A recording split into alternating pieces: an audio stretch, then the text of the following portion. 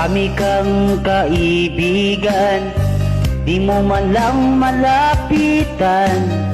Papansin lang sila kung mayroon kang pera. Tama nga diba?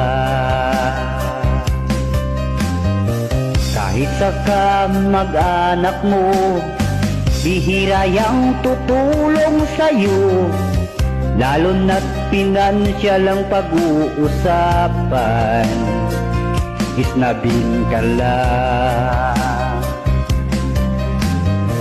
Noong mayroon ka pang pera, kaibigan mo ang dami pa. Ang kasiyahan ay iyong naranasan, iyong nakamtan.